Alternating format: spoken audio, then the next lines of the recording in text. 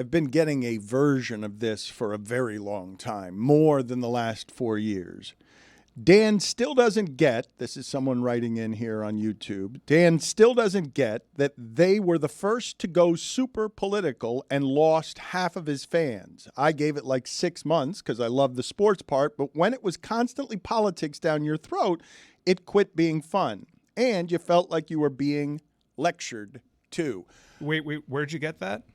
YouTube. You got that from someone actively watching our show while they're saying how we lost half our audience and aren't watching the show? Okay, this is why you sound defensive. No. I sound defensive because I know the numbers. I know that we didn't lose half our audience, and it just feels like a wild criticism when someone's literally watching on a platform where you can't argue that you're not watching anymore. The thing about the risking of losing fans that the criticism neglects is that it was a conscious choice. I didn't do, and we didn't do, everything it is we did to be told or governed by anybody else what to talk about. Anyone who has been around here behind the scenes, as it sounded like I'm going a little bit crazy over the last 4 years for a variety of reasons that don't have to do with that, is I understood some of the sacrifice we were making when we were making it, some of it, not all of it. And one of the choices that everyone around here has heard me say is I wanted these microphones to be free right now, as Morning Joe can't do its show on Monday, or The Daily Show can't do their show on Monday, or Jon Stewart, someone as powerful as Jon Stewart, can't do the stuff he was doing for Apple because the corporations are in charge. I understand if and why you object to this stuff. I also understand why you want it to be sports and the escape. I like that too sometimes. But after a presidential assassination attempt, or a former presidential assassination attempt, I don't actually know. You guys tell me, because I really don't know about the question that I'm asking. How many of the sports shows addressed what happened with Trump? I don't know the answer to what it is I'm asking. I've been traveling. I'm behind. I feel bad that I don't know a lot of what's going on because you fall behind very quickly these days.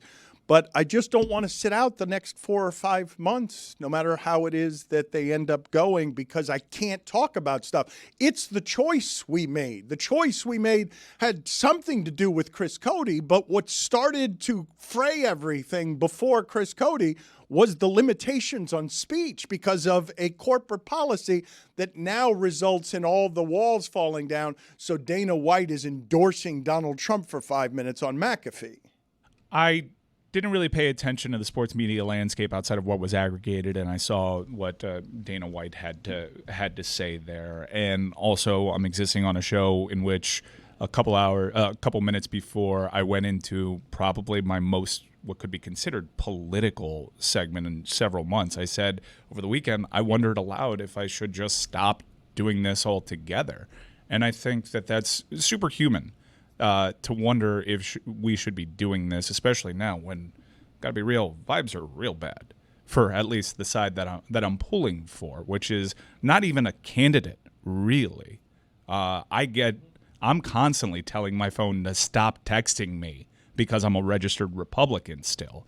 I feel sometimes a duty to say, hey, this isn't normal, and some people view that as an attack. It's why today and even now I'm trying to be so careful with how I'm saying something. I don't want to have this Sean Strickland redux in which I appear unhinged. I don't want to appear unhinged like I did when Greg Cody tried to ruin my Stanley Cup final. I understand now in this climate, especially as violence is spiking, that the need, even when I'm saying something that most in the audience might find disagreeable, that there is such an underlined importance in being calm and seeing like you don't actually feel super emotional about this. It's hard to argue that you're being rational about something when you sound emotional. Oh, I would go a step further on that. The entirety of my career, one of the greatest difficulties I have had in just being a communicator is that the way that I deliver things can be strident and obnoxious and arrogant, makes me unlikable, and in the delivery of things that might otherwise be well thought out, get drowned out in people not liking how it is that I'm delivering whatever the message is. I will tell you that since the death of my brother, I am feeling things more deeply on both ends, high end and low end. So I may, over the next 4 months, be even more guilty of this, given the general fear in the climate, because I do believe that what is presently happening is that there are a lot of people in the American voting public who are a combination of scared and angry. And so that combination of things often leads to violence. And so things are about to escalate here. I will remind you, if you've been with us through the 3.5 years, okay, because the day after we left ESPN, the insurrection happened. And I was paying, in a panic, $1,000 a day for a security guard because things had escalated to the point. Billy's still shocked by that. That's a great racket by that security guard because, like, respectfully, I don't think the target after the Capitol was the Dan LeBatard Show studio. Well, understood respectfully. Understood, and also respectfully, there were 2 people in the studio at the time. Like, everybody was $1,000. What were you paying an hour? Like 3-hour day. It's crazy. No, we would have done things differently back then, but everything felt like super heightened, and that was because we had seen something that we'd never seen. And I remember how shocking it was. You did it not too long ago with the Howard Dean clip. Like, remember when this was a thing that would take a candidate just totally out of the race? Remember the tan suit? I remember what our reaction. The tan suit. I remember what our reaction was to January 6th, and it wasn't a normal one. Society kind of paused in that moment, and we all kind of looked at each other and said, what can be done about this? And things went away and kind of felt normal for a little bit. And I said this on Monday, what kind of scared me about everything, what scared me most was the gun violence, once again, in what is supposed to be a really secure location with a lot of good guys with guns, and yet a bad guy with a gun almost killed the president. After that, after all that happened, everyone felt normal. What was happened in the RNC feels like super normal. You have to remind yourself that there are these visible cues, like people have bandages on their ear in a support of Donald Trump because someone tried to take his life, and this is not normal. Like, would it have felt normal if the bullet was closer? The world would have stopped. I was in Tahoe at the time, and I was at a casino, and I was passing by the sports book, and there were games still going on. And I was like, why are there games going on? Like, there was a politically motivated assassination attempt on the former president and the leading candidate for president in this cycle. This should not feel normal. I don't want to do the show anymore was one of my thoughts that was going by my head at the time. And yet here I am trying to make it through the day as I normally could. And I can't. I have to remind myself that it isn't normal and that I have to do what I can. But I also realize the need to do it in a different manner now. For those of you who are saying that we didn't recognize where fans would be lost, because there have been fans lost, but I would make the argument that standing for something in this particular climate has also made us gain fans and gain the strength of fans that we already have. But I totally understand your objection if that's not what you want from a sports show. I hope you understand my objection that at 55 years old, I'm not going to spend all my time talking about Davante Adams. I'm just not going to do that anymore. But if he goes to New York. If he goes to the Jets, though, I'm doing a whole show. Completely different. That changes everything. That's where I goes to the look. Jets, Eubank. Welcome me back to the teams dialogue up when with that Aaron happens. Rodgers, if he teams up and Just brings do it Aaron already. Rodgers back. Bakhtiari will find a way talking over there. about Yo, Make the decision. I saw Randall Cobb's on the SEC network now. Oh. You remember when he was a quarterback? He was an NCAA football hack. Oh, the best. Can you guys tell me, please, how Tony's show went last night? It's not Tony Tonight. It's not The Tonight Show. It was Tony 2. How long did it go? Do we have there is a clip. I was in it. It was my first ever Tony show, and I enjoyed my time there. But I also needed to get back because I had a week 3 marquee matchup against Florida State that Memphis had to win. Mario Anderson is the leading candidate for Heisman right now. Wow. It was great. Wonderful moment. Great night. Go Tigers, go.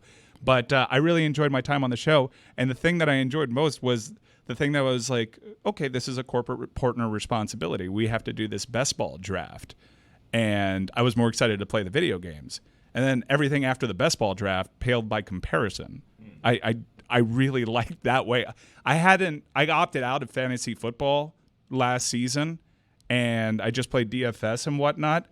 I don't know if you're familiar with the format of best ball, but it might be the only way to get Dan to play fantasy sports in that you do your draft.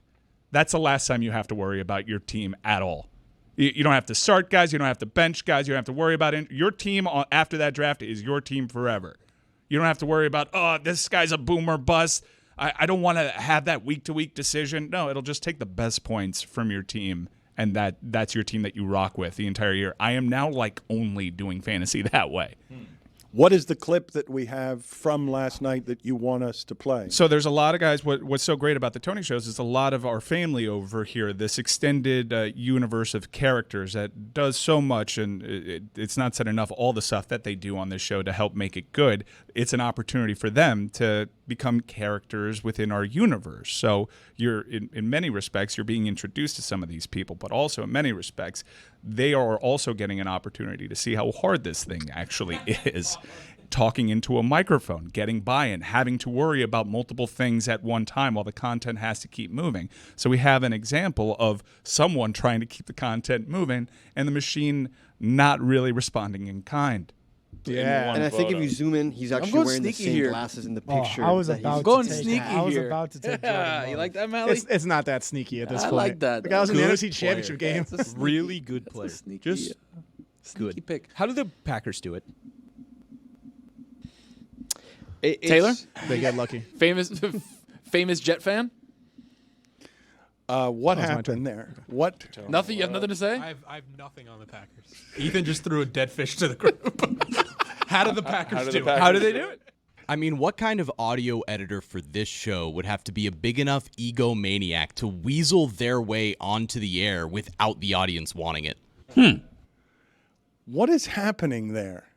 What is the matter In Green with Bay? the amount of do they do microphones it? that we're giving up around here? How do they do it? Look, it was amazing. All these people get camera time. They all had their patches that go under their eyes to make their eyes look good. I found 8 of those on top of this table. You people are like animals. Act like you've been there before. One of the amazing things to happen after the breakup of the Brady-Belichick relationship, and there are many, and it really is an amazing thing, that universally one of, if not the best coach in the history of sports, not just that sport, but sports, unwanted this year by any team that wants a leader, and therefore graduating for the moment to a bandage of a broadcasting career. How many places is Belichick going to work? I think, but do not know, when people get tired of me talking about the sports media stuff, that they may not know that one of the things at the crux of Stephen A. Smith wanting as much or more money than Pat McAfee is that Pat McAfee has a contract that pays him X, but also pays for Aaron Rodgers, Belichick, Saban. Stephen A. doesn't have that. Not even help pays for the team. First Take, though, doesn't have that. And so Stephen A. wants the power of that. Belichick is going to be on with McAfee, but he's going to be on in a bunch of different places, isn't he? He's going to be on the Manning cast. He's going to be on McAfee. He's going to be on Inside the NFL and the CW. Oh, yeah. The CW? Oh, yeah. They're in the game. Don't dismiss him. What are they doing? What's they're he coming doing? for everybody's stuff. No, they're doing Ryan Clark's show. It's a good one. Yeah, they're actually performing quite well in terms of their sports coverage. it's something that we all snickered at first, but It's a good show. Well, not just that. That's always been a great show, but the CW as a player in the sports space is a new thing that got laughed at, but their numbers are doing well, and their coverage is actually pretty good. Yeah. I'm going to need the help from all of you when you say the CW and that show. This is the former Showtime show that used to be old guys. HBO property, even back then. It's the same property that HBO canceled, Showtime picked up. Now it lives on the CW. Home of One Tree Hill. And how has Belichick been with the broadcasting? He hasn't done anything yet. We're not in the pro football season yet. Yeah, he hasn't done anything yet. But he's a media darling. Early reports are he's going to be a media darling. Camps are opening up this week. I know. It's here. It's right around the corner. 49 days. 49 days away, Dan. How do the Packers do it? Camps are opening up, and God Bless Football will cover it with Stugatz doing shows next week for WFAN. With Billy not knowing that he was away. I didn't even. He's still here apparently doing something. I don't know what he's doing. I can't track this guy. WFAT. Billy, you're the producer of that show. Yeah, correct. And I fear for you being grandfathered into a situation that leaves Stugatz in charge of something that you're in charge of as the producer. Well, but you really do need to wrangle the portion of this that has you doing God Bless Football by yourself because your host doesn't show up or tell you. Or I take advantage and I build my own empire while he's not paying attention. Learned well from the king. Learned well. Let's see. The cat's away. Yeah. How do you think Lorenzo got on the show last week? Wasn't a Stugatz suggestion. Belichick's broadcasting career. What is that CW show now in its newest reincarnation? Because you guys said it used to be, this is one of the original places. I saw that this was a conversation that happened the other day between Pablo and Dominique, where Pablo is saying he is done with the jargon of the sport, and Dominique was saying to Pablo, you're just envious because you can't do some of the stuff that me and Orlovsky can do, where we're teaching people about football in condensed sound bites that are cubes. Belichick and Brady, their entire career, have been terrible in front of microphones, like epically, historically, uninteresting people in front of microphones. And now they're getting broadcasting jobs that are the prime broadcasting jobs. So to answer your initial question, do you remember how the Dan LeBatard show was on 790 and then on ESPN and then now with DraftKings? Still the same show. It's always been the same show, just a different place. This happened to Scrubs. Scrubs was on NBC. NBC decides no longer a part of it, goes to ABC. You tune into ABC thinking it's a different show. No, it's the same exact show. The only thing with the CW is, like when they do the wired for sound, you can't hear the F word. So Inside the NFL started, believe it or not, in 1977 on HBO through 2008. Then it moved to Showtime, 2008 to 2021. Then from 2021 to 2023, Paramount Plus. Yep. I was there for the Paramount days. Now it's found its home on the CW. It's Ryan Clark, Chad Johnson, Chris Long's on there, Bill Belichick's on there, Channing Crowder's on there sometimes. I think Jay Cutler was on there a couple times. Is he still on there? He was I don't on see the him part listed. Of the Paramount. Yeah. Mike, you're saying that it's the same as the Dan LeBatard show goes from 790 to ESPN, but all those people you mentioned have never been affiliated with that show until recently. Like that.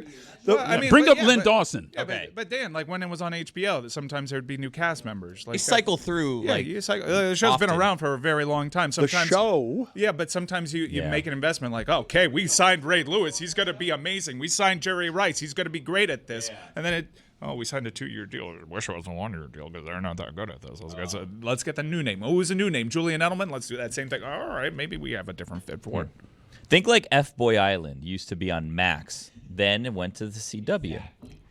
Or Scrubs, maybe. Scrubs. Yeah, well, he mentioned that. Scrubs, NBC American ABC, Idol used to be on Fox. Now it's on Brooklyn on Nine-Nine. How ABC. about that, huh? Fox. American Idol burned out at Fox, and then there was a bidding war to get it back just a year later. Who would have thought? Family Matters. Yeah, what? Yeah, Yeah, went from CBS. ABC to CBS. Really? Family does matter. Interesting. Yeah. Again, the show you guys are describing, if you make all of the personalities be personalities who haven't been there for the last 2 years because they're all new, it ceases to be the same show. It But may they're have not the all same. new. It may No. say, well, how many of those people you Chris just Long, mentioned? Ocho, and Ryan Clark were on last season. Yeah, Channing Belichick's Crowder, the only. Channing Crowder goes back if he's still around there. Like, yeah, You Forgive me, remember you I'm- could always count on Boomer Esiason. Boomer Esiason Yeah. had a hell of a run. And Nick Bonicani. Yeah. What a run! Oh, Chris man. Collinsworth, I believe, I'm was old on there enough for to a time. remember those years. I think Dan Marino was on. Yeah, actually. he was. He was. Dion, I think, maybe briefly. Like, oh man, What is the best version of that show? Because again, the always correction good- that you guys are making on me, you say some of these people were on a year ago. They're all new cast members. That doesn't become the same show just because it has the same name. Saturday Night Live doesn't have the original cast. Yeah. Oh, that's So, true. Yeah, that's a good point. Yeah. I was literally just going Checkmate. there. Like when you were asking, like, what's the best incarnation of the show? It's the cast that you grew up with, because it taps into nostalgia. So like it's a crew that you grew up watching or have the fondest memories of. That's what you're gonna say is the best. It's a different show aesthetically. There's a different graphics package. I do wish that they could just start it back up and I could just dial into the mid-90s HBO version of it, but that's not how evolution works, Daddy-O. You haven't sat back and thought, oh man, remember the Brandon Marshall years of Inside the NFL? Michael do it all Irvin. the time. Michael Irvin had a cup of coffee on Yeah, there. oh yeah. JB.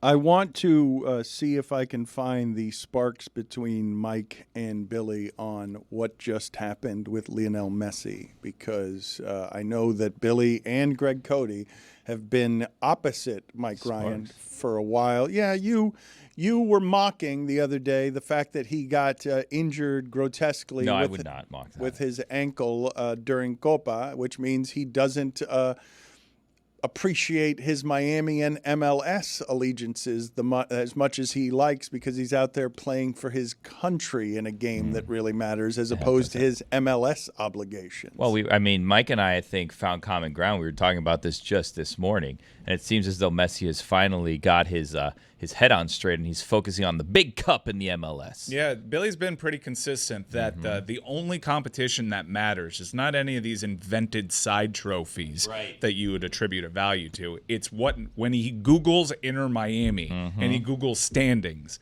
that's the trophy. table. That's the trophy that matters. Yep. And Messi, because he's not physically capable, he's foregoing this league's cup, it would appear. He's not going to be able to play in this competition, which means the next time he plays, he's got a serious ankle injury. The next time he plays, it's going to be in that MLS Cup pursuit, which is in part the only cup that matters because it might be the only cup they actually have a shot at now. It's also been the one that's eluded him his entire career. Never won one. Never won one, even though he's only played a half season. for Copa, he's won what? Two Copas now? Yeah. He's got 2 Copas. He's got 1 World Cup. No MLS Cup. Now, your takes would be somehow even hotter if you could seize on the fact that Inter Miami without Messi look like dog shit. Sorry, pardon my French. Not great. It got to the point, Dan, that the opposing crowds, I don't know if you've seen this, are chanting, "You need Messi." Have you seen that? Have you seen that? What do you think about that? So you probably just saw that Cincinnati game. Not dog shit. Yeah. Well, I watch them all. So there was like one loss in that part of the column where Yeah. I was going at Inter Miami without Messi. Pretty freaking Terrible. Good. No, They're good? amazing without No, him. that's not what I heard. They're incredible. They just won last night, 3-1. I don't focus on the W's and L's. I look at the kind of morale. I You know think what I mean? I think you have to literally wonder. just focused on an L, No, which no, was no. the Cincinnati You have thing, to and wonder- you said flatly terrible when their Terrible. record is That was the bad. only loss on it. But you have to wonder when this team's going to revolt, right? He brought all of his Avenger friends over here to come play in Miami and Fort Lauderdale at Drive PNK, formerly Drive PNK Stadium. It's something else now, right? It's something Chevron else Stadium now. or something? Whatever it's called. He brought all his friends here from all of their big Euro leagues and Euro teams, and now he's not even playing. And David Suarez is probably looking around. He's like, what am I doing? It's how soccer works at every club. It's also Luis Suarez. That's the one. And his friends are kicking ass. Yeah, well, As they're is kicking the ass now, entire but team. at a certain point, you think, you know what? I came here to play with my friend Leo, and Leo's not playing, and now I have to carry all this weight. Should he even hoist the cup? Should we win it? I don't know. I don't know. They're doing tremendous. They're going to get mad. I'm telling you, the resentment is coming, and there's going to be some infighting. Resentment. He Trust got them me, jobs. He got them jobs, and then he's not doing his own. That's not how that works. You don't say, hey, come, let's hang out. I can't go to set a fare. I don't want to do that. But he's doing what you asked him to do, which is just only care about the MLS. He's not even going to attempt to play in this league's cup. You're trying to trap me here. I don't think that you believe that that's what he's doing. I don't think that you believe that that's what he's doing. Not trying to trap you. I don't think that you think that he cares about Inter Miami. Billy's like Billy Joel playing Piano Man right now. You're bored. That hits Billy's, different on a Billy's Saturday even night. bored with this. Billy's like just singing Piano Man right now. He literally called him David Suarez. Yeah, that's his name, isn't it? What's his name? Diego? What's his name? Are you mad at Messi? Am I mad at him? Yeah, because he is not treated respectfully the only city you've ever loved. I don't understand what he's doing. Why are we doing photo shoots with him wearing a jersey? Why are we doing photo shoots with him wearing a jersey he refuses to wear on the pitch? He'll wear any jersey, but now they have this new Dolphins-looking jersey for their team. It's so cool looking. He's never going to wear it. Never. I want to go support this team. I never know if he's going to play or not. He doesn't know if he's going to play. More often than not, he doesn't play.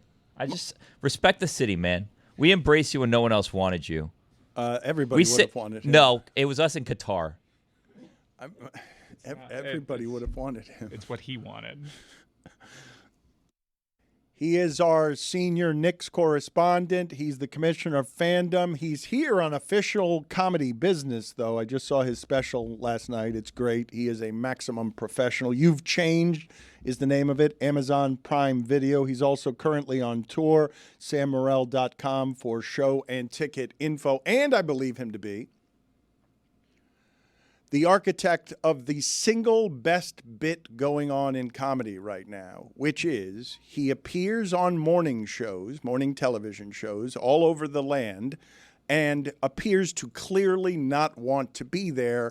And the whole thing blows up around him because human beings don't know how to react to his awkwardness. I thought he would only be brave enough to do it in Hawaii or with some of the local shows, but he sabotaged Morning Joe the other day because he doesn't have respect for anything in morning television.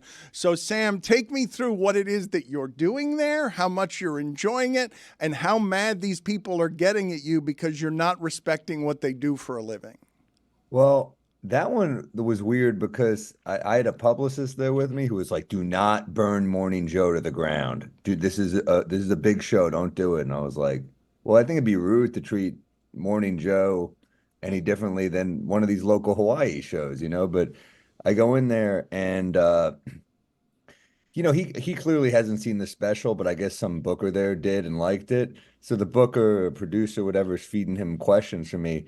And all I did was he said, "Oh, you compare guns and babies masterfully." So I'm like, in my head, I'm like, I know he hasn't seen this, but someone told him to say that. But he's kind of set me up to tell a guns and baby bit, and the punch of that bit was basically, both will be in school soon. So I just saw his look go like this is not my type of comedy. But it just didn't make any sense because he pretended he loved it, but then he was like, "Oh, I don't like this guy." So that just made it weird. And I just had to kind of go all in on it. And then I told Al Sharpton I think he'd be a huge fan of mine. And, what's he going to do? He's looking right at me. He's like, yeah, I think so. But it was just, it was a mess. It was. So what do you say to your, what do you say to, I'm sorry, what do you say to your publicist after that? Because it didn't go well. It went well for you. It went well because you don't respect these things. And it probably went well with your fans who like you to make things extra awkward. But what does your publicist say afterward? She was laughing. Like, what else am I supposed to do? I didn't do anything that bad in that situation. I just kind of.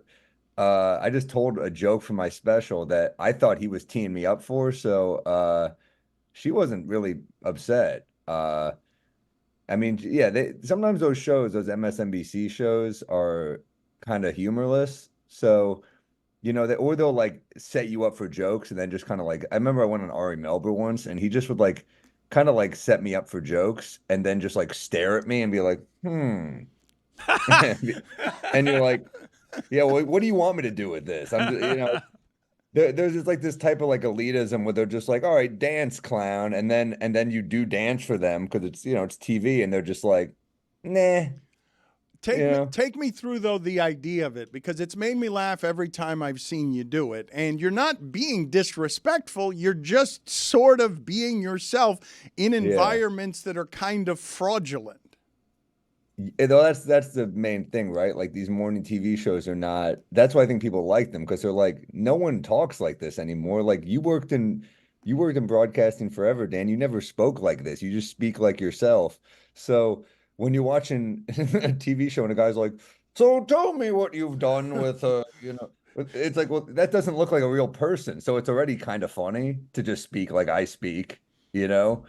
And yeah, and I mean we did one in Utah, and the only times I really get booked on morning shows, none of my friends will do them. They're like, "You're a psycho. You wake up at 8 a.m. after doing night shows just to like ruin a TV show." And I'm like, "Yeah, I'll do that." And I was in Utah, and the only ones that really book me anymore for the most part are ones that are aware that I do this and they're down to play along. But I guess the female anchor was down to play along, and the guy was pissed that I was there.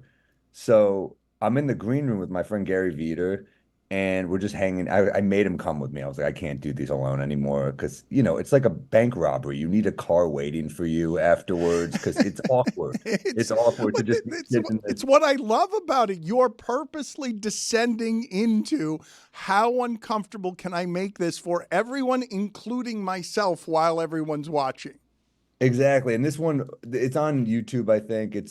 I'm in Utah, and the anchor, this guy's like looks like a good looking Mormon dude, comes in and he goes, "Oh, you're gonna mess with me? You're gonna mess with me on the show?" Like not in a friendly way, like he's like trying to like big dog me. And I look at Gary and I go, yeah. And he's just like, "We'll see." Like he's trying to like big dog me, and I'm just like, "All right, that was weird." It was like uncomfortable. We looked at each other like that was really uncomfortable. But his show's live. He can't really do anything when I go on. So now I'm going to take it a step further. I think I have to. So I just it was like the week the P Diddy thing broke. So I bring up P Diddy immediately, and they're like, "We can't talk about that." And I'm like, "Cool." P Diddy. I just keep doing it, and he's just like getting really annoyed. But the woman is laughing. She's cracking up, and the crew is laughing. And then at the end, he was like, "Well, you'll never be allowed back here." And like I have to pretend to be like her. I'm like, "Oh, I can't come back on Good Morning Salt Lake. This is crazy." So then the woman was like, "No, we can have him." Like she was cool. She was in on it. And of course, the second I get off, I had an Uber waiting because I'm ready. I call the Uber before I go on because I know what's coming. And but I had to establish a getaway car. I have to. You have to have a car ready. So as I'm leaving, the whole crew's stopping me for like selfies because they're like, "We hate him." So I'm like a hero to the crew. The idea though, and I'll get to other stuff in a second, the idea for it comes from where? Because the first time you did it, you're now actively seeking stuff that is discomfort because this bit is so funny. But not unlike Ali G, you're finding it more difficult to find people who you can blindside. Yeah, well, unlike Ali G, I'm just myself. Like he didn't go on as Sacha Baron Cohen. That's the thing. He's like, "Well, I was doing a character." People are like, "Man, Sam Morril's a piece of shit." That's what I get, But yeah, it's getting a little harder. It's getting harder to. I did one recently that they didn't air. The hard thing is when it's not. I told my PR person, like, I'll only do it if it's live because if they tape it, they'll just cut everything I do out. But she's like, "We got you on a big one. It's not live, but you should do it. And if you're just like, if you do enough, they're gonna have to leave some of it in." I did like a 7-minute interview. It ended up airing like a minute 30 because they're just like, "Yeah, none of this. We're not allowing anything you do on TV." So you just have to awkwardly leave an ABC studio like, "Thank you," but they're like, "Get the f out." SamMorril.com for show and ticket information. And like I said, You've Changed is the Amazon Prime Video. Your career has been interesting for a number of different reasons. One of them being you took a YouTube possibility and turned it into something from risk into legitimate business. What can you tell me about what you feel is different or done better as you've arrived at a place in your evolution where it makes you better than you've ever been? What do you mean? Like with You've Changed? I was also confused. With You've Changed. How did the Packers do it? How do you feel about where you've arrived in your career and why this special would be better or different than the others you've done? I like this one better than my last few for sure, just because I got to take time with it. I got to tour with it. I feel like I rushed a couple in a row. Like, I did a rooftop COVID thing, which was cool to do because nothing was open in New York. But, I wasn't exactly in good comedy shape at the time. And then I did a Netflix one and I kind of rushed that one because I had to have a new hour for a theater tour. So I had to kind of rush a special out to tour on. And this one, I finally took a minute to really breathe and write and, hit over 90 cities for this one to really make sure it was tight. And, Australia, Europe, I took it all over. Like, let's make sure there's funny everywhere. And I think that's kind of what you have to do. Well, it's extraordinary. Like, it's your efficiency with the joke telling. There's just, I don't know how you do this part of it, but there's not a lot of fat in these. Yeah, well, that comes from just like telling it again and again. And I hate doing this, but I used to open for Dave Attell and he would say, like, you have to listen to your sets. You have to like force yourself. It's like the most miserable part of it because like I'm sick of me. So, but then I'm like, oh, I have to listen to me. But then you've learned to just fast forward through the set and listen to the part that the new jokes. And you're like, let me just try to add on to the new jokes. And the stories are the hardest because I'm not a natural storyteller. I'm more of a joke writer. So, but you need stories if you're doing an hour, or it's going to be really hard to keep filling hours. You need to tell, and you listen, you're like, man, why doesn't hopefully the ending already, and then you kind of fill in the blank. But sometimes you're telling it, you're like, how is this supposed to end? I don't even know. So it's a lot of falling on your face, trial and error. Like, let's see if this works. And that's why you have to tour. Like, if I see a comic put out a special and it's loosey-goosey and indulgent, I'm like, oh, this fucker took it to LA and New York, and that's it. You better be going to Chattanooga and Knoxville and everywhere with your comedy to make sure you're cutting the fat and making it as good as possible. How do you settle on the outfit? The suit? Yeah, I didn't love the shirt, if I'm going to be honest with you. Oh, really? Yeah, I was going through and I was like, I don't watch this, but I don't know about this shirt. I'm not 100% sold. What a hard person to sell there, Jesus. Yeah. I don't like this guy's shirt. I'm not going to watch his comedy. Man, I'm going to commit to 90 minutes of this shirt. I don't know. Yeah. I have to admit, I'm interested now to see what the shirt is. I'm going to go check it out. Yeah, see, there we go. We got another viewer.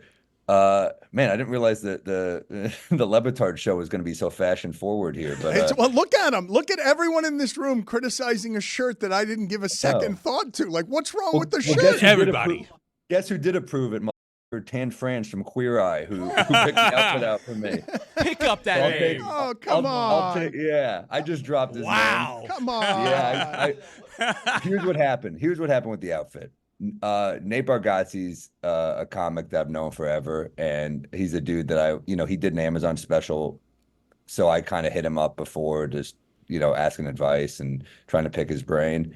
And he was like, go with Amazon this time, mix it up. And he said, I want you to wear a suit. I think it'd be really cool. And I was like, really? And he goes, yeah, I think it's like, he's like, you've done enough specials where yeah, you don't like the shirt though. Well, but Sam, I was expecting I don't purple get it. It's when just he said white. It's a white dress shirt. It's got a collar on it. It's a white dress shirt. I don't have any idea what Billy's objecting white. to. It's a little off-white. I would have thought it was a Knicks shirt. That's what I'm used to. Like, I guess it's just jarring because it's different from what we've seen. Oh, by the way, congratulations on Jalen Brunson. Yeah. Had to wrap it. Discount. Yeah, I'm pumped about him. But yeah, I'd never like done an adult special, and this was finally one where I had a budget to really play with. So that's why the backdrop. Hopefully you don't hate that too. I thought it looked cool. Tried to make it look like an old school film noir or something, like an alleyway. And so it's the first special I had like a real budget. So I felt weird not dressing up if I'm dropping all this money on the backdrop. Sam, don't get distracted by them laughing at the background. He's purposely an anarchist. Like it's his role on the show. It couldn't be any more benign it's a benign dress shirt. I think Billy cut Sam a little bit. I got him on his heels just a little bit. I'm not second guessing it at all. Just talking. You're saying that you didn't second guess it now, but when you were presented with it, where you're like, I don't know if this like fits people's perception of me. Yeah, of course. But I did. Luckily, I had Vegas like 2 weeks before, and it doesn't feel right to wear a suit in some places, but I decided I was like, I'll throw a suit on in a casino. It feels kind of natural, it was like pictures of Sinatra and everyone everywhere. So I was like, all right, I'll give it a shot. And it felt fine. I was like, this works. You look good, Sam. Don't let him undercut you. That's fine. I'm just curious. I'm just asking. Tell us more about how you felt about everything that happened with Brunson. And it seems like, and I don't blame him, I'd do the same thing if I was in charge. It seems like this is all nefarious stuff to get around the salary cap. Why do you call it nefarious? Because you're working with your relationships to get someone to take $113 million less than anybody else would take in the same situation. I think, look, it's been over 50 years since the Knicks have won a championship, so I think he knows what he's doing. He's trying to achieve New York immortality. He wants to win. He's a dude who clearly, it's all about winning, and now we got Bridges, and I think all these guys just want to win a championship in New York together. Like, man, how good is the 30 for 30 going to be if these 4 guys win a ring in New York after what they did at Villanova? I think it's awesome if they could do it. You would agree that Philadelphia is still ahead, correct? Or would you not agree with that? You think they have a better team? I don't know. I think it's pretty tight. I think that, look, Daryl Morey did a great job. I got to give him credit. I think he's a really good GM, and you brought back Oubre, which was big. You lose Tobias Harris, which is also big, and then you pay a lot of money for Paul George. It's expensive, but no doubt he's a great player. And then who else? I mean, a big 3, if you're healthy, of Maxey, George, and Embiid is tough as hell. But I don't think the Knicks are done. I don't think you can be done. I think you gotta get a killer backup center, and I think it's a good series. I don't know. I think I'm always going to go with my heart, which is the Knicks, but I think you got to put the Celtics first because they're the defending champs, and then I think Philly and the Knicks are the next 2 best teams, and then Milwaukee. So you don't get scared of what Philadelphia just did? Like, obviously, you were playing them 2 against 7. All the games were close. Embiid wasn't quite right. You can't always trust Embiid's health, but you add Paul George as the replacement to Tobias Harris. That is a pretty big upgrade. Yeah, obviously. Yeah. But, PG and Embiid they're 2 dudes that are never really healthy. So I don't know. We added Mikal Bridges, and hopefully we bring in a killer backup center. The Knicks are looking pretty good too, I think. But yeah, I hear you. Maxey's unbelievable. They're a tough team. You're going to be down here performing several shows in August. Then you go to Europe in September. You got Dublin, Paris, Amsterdam, Stockholm, London. Do you have a city where you've been stunned that they love you, that you can't believe that your reach extends to there? Yeah, I already sold out a show in Amsterdam, and I'm like, how the f is this possible? I'm definitely, I can't say I'm like super pumped because I think like 21-year-old me would be like, I got to bang a prostitute, but I'm 37. I'll probably go to the Anne Frank house or something, Why are you popular in Amsterdam? Do you have any I don't idea? know. I think they like comedy there a lot, I think they have a big comedy audience. Because your business, you have to be sophisticated about knowing what sells, do you not? You can't. I think a lot of people think that comics aren't quite as calculated as they have to be, given that there's no safety net, no health benefits, and you're responsible for your funny paying for everything. Yeah, I think Europe surprises you. Like I did Australia last year. I didn't think I'd sell tickets in Australia, but people came out, and it's surprising to go to a new place and people are happier there. But look, there's some places like Sweden ain't selling well, so you never know. All right. Sweden.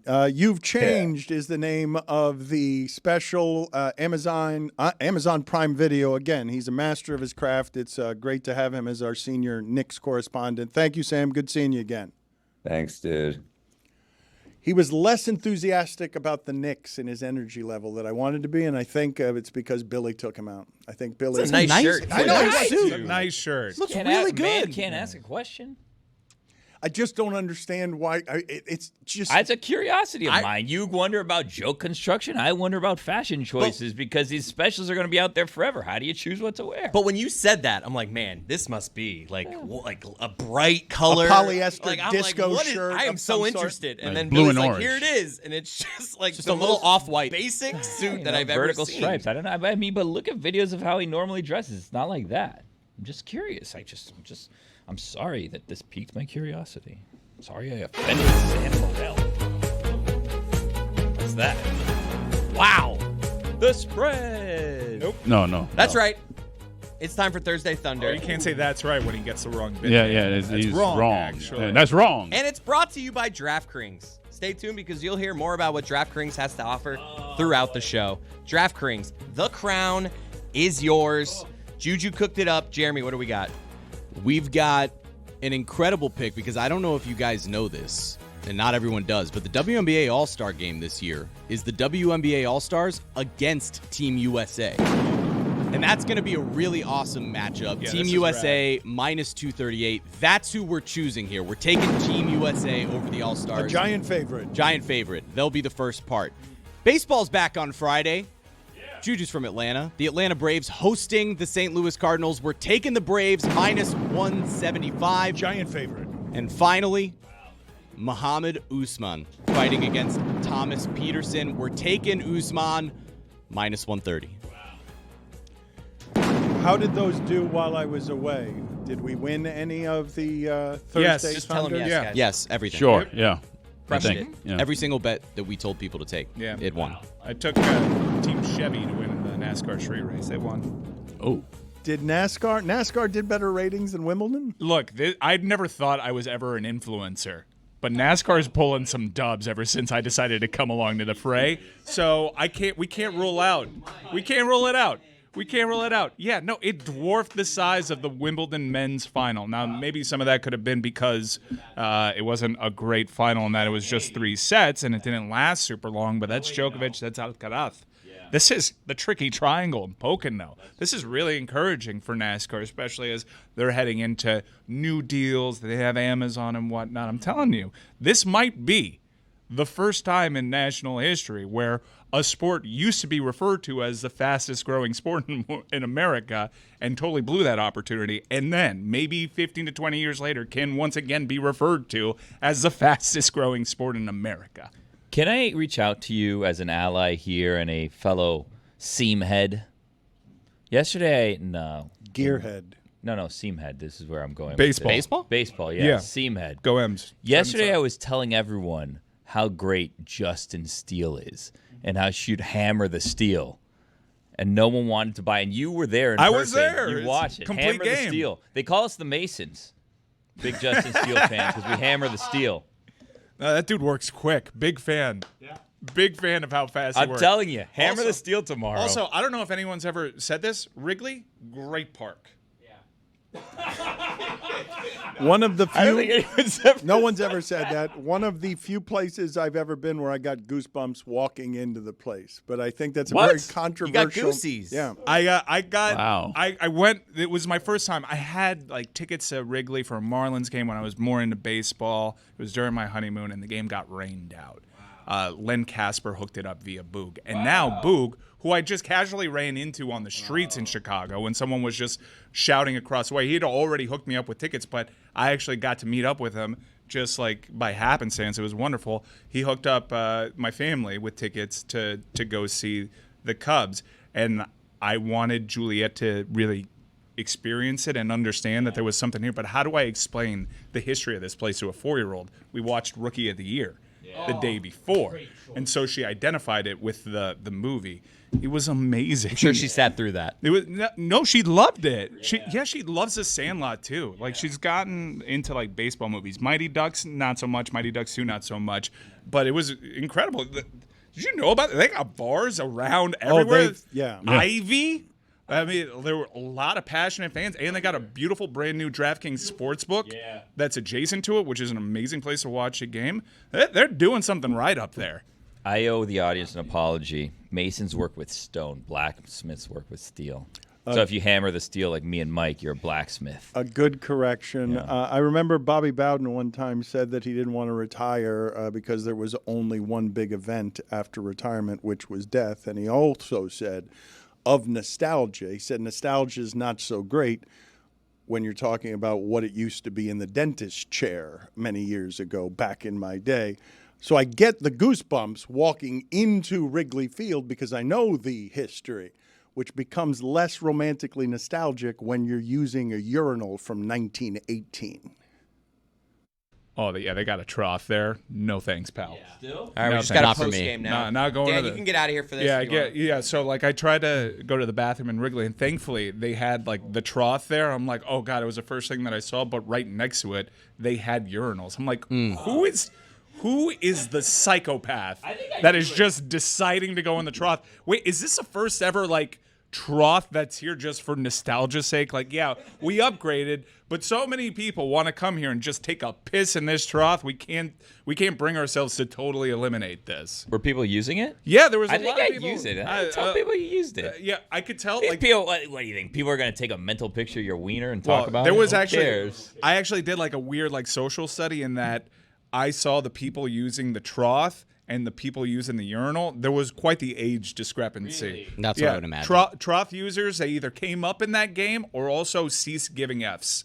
Yeah. And the younger audience that is like, well, everything's being documented.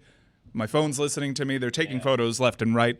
They're going to see my dick if I use this thing. Less likely if I use this urinal. And I subscribe to that. I always think everyone's trying to look at my dick. I feel like if someone takes a picture of your wiener at the bathroom at Wrigley, you Good have luck. quite the lawsuit on your hands. No, and you're going to get paid. No, it's not.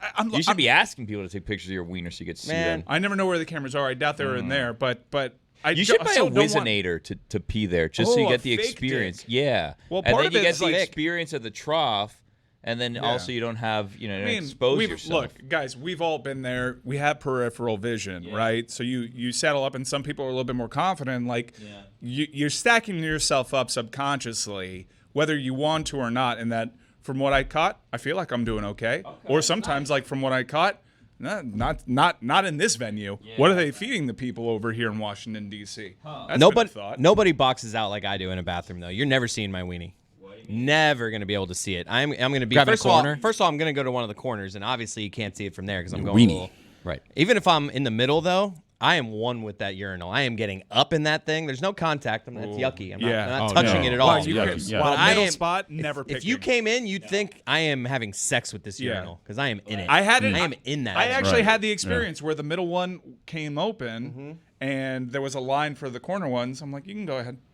Yeah, I'm not taking that middle one. That's where everyone looks at your dick. I was at Ferg's in Tampa, like the bar that everyone goes to before Tampa games, and they have like kegs as their urinals, and I fit perfectly in there. Sandbar like had it's that like basically for a mini keg that they cut a little square into. Sandbar in the Grove had that. Man, you would never see my wiener in there. Yeah, you never peed in the keg at Sandbar? I did. Who are the people that pee on the floor around it? That's a good question. Like, how far back are you standing that you miss a urinal? A lot of that is splashback. I couldn't be closer. Much. It's so wet. But it just builds up over time. That's why you need those pads. Yeah. Those pee pads that kind of soak that up.